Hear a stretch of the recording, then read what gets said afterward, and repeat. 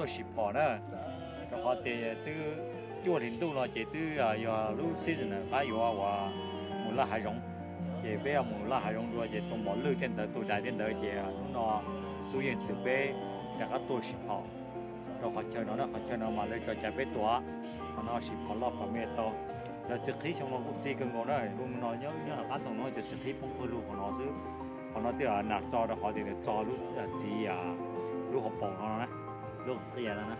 thì cho trực khí là tiền gì cái nè ồ cáiตัวcái gì mà cái bỏ nạt kia họ nó không theo cái gì họ nó nhớ để do sẽ cái tiền bài rồi chỉ mua là ta sẽ theo này để trực khí của gì thế nó phong phú luôn một lon thôi cho nó cho tiền gì cái gì đó cho khi đỡ rồi cũng dữ cho nên mình có của tua của sữa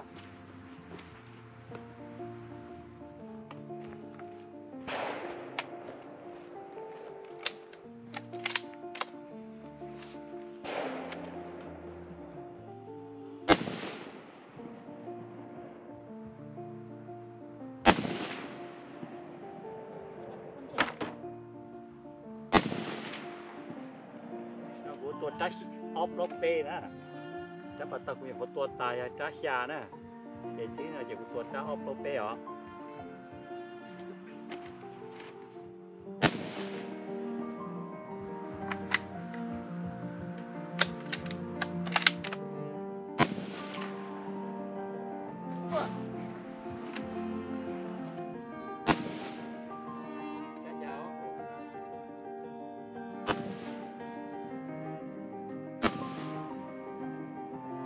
một tổ hợp với giọt nữa này